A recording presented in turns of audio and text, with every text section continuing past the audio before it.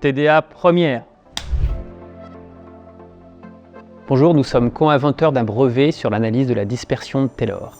L'analyse de la dispersion de Taylor, TDA en anglais, est une technique analytique qui permet la mesure de la taille, de rayons hydrodynamiques, de nano-objets en solution. Elle est basée sur la dispersion d'une bande de soluté dans un capillaire de diamètre interne environ 50 micromètres, entraîné par un écoulement laminaire de type Poiseuille. Pour ceux qui connaissent la chromatographie, j'aime bien dire que l'analyse de la dispersion de Taylor, c'est de la mauvaise chromatographie. C'est-à-dire que tous les composés élus dans le temps mort, il n'y a aucune rétention, il n'y a que de la dispersion. Mais cette dispersion est informative, elle contient un grand nombre d'informations sur la taille des molécules, sur la taille des constituants du mélange.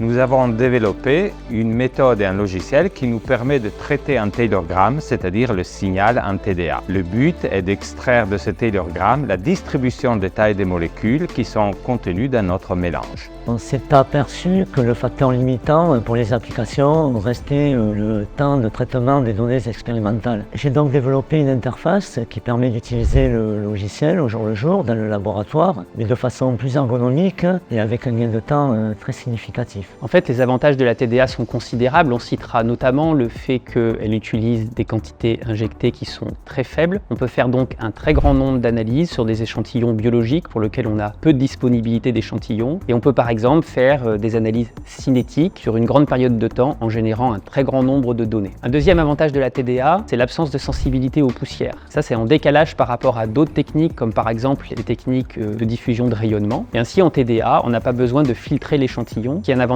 considérable parce qu'on n'a pas de dénaturation de l'échantillon par la filtration. La TDA permet de descendre très bas en taille, jusqu'à l'angstrom, ce qui en fait une méthode de choix pour l'analyse des ultra small nanoparticles, disons dans une gamme variant de l'angstrom jusqu'à une dizaine de nanomètres. Pour la limite haute, on peut aller jusqu'à environ 300 nanomètres de taille. La TDA est aussi une méthode absolue qui ne nécessite pas d'étalonnage. Elle est également assez rapide dans ce mode de mise en œuvre sur un capillaire de 50 microns, environ quelques minutes d'analyse.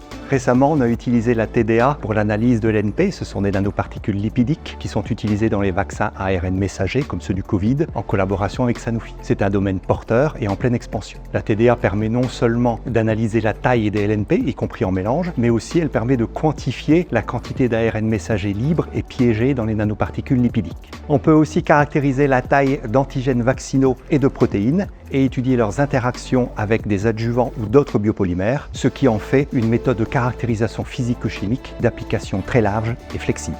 Alors on a aussi utilisé la TDA pour l'étude du processus agrégatif des peptides bêta-amyloïdes qui sont impliqués dans la maladie d'Alzheimer. On a été surpris par la quantité d'informations qu'on pouvait obtenir par la TDA lors de ce processus agrégatif où on pouvait faire la spéciation en taille et en proportion des différentes espèces présentes en partant du monomère vers les protofibrilles et en passant par les espèces intermédiaires telles que les oligomères qui sont des cibles thérapeutiques potentielles. Chez Nanoscale Metrics, nous proposons un analyseur complet de TDA. Cet analyseur, nous avons décidé de l'appeler le Taylor Sizer pour bien rappeler l'appartenance à la technologie Taylor. Cet analyseur est piloté par un logiciel qui comprend une partie traitement du signal qui utilise un algorithme qui est issu du brevet développé par les équipes de Montpellier. Nos objectifs sont donc de proposer des solutions de caractérisation qui soient faciles d'accès et robustes afin de permettre à nos clients d'obtenir des résultats de distribution de taille de manière rapide et fiable. C'est à ce prix que la TDA prendra toute sa place dans les laboratoires de R&D et c'est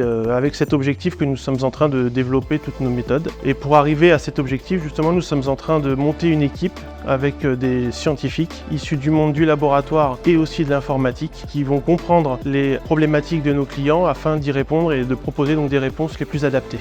Si cela vous tente de faire de la TDA, vous pouvez nous contacter pour une collaboration scientifique. Et si vous voulez vous lancer dans l'aventure de la TDA et vous équiper, vous pouvez contacter notre partenaire scientifique, Nanoscale Metrics, qui pourra vous proposer une solution adaptée. Vive la TDA!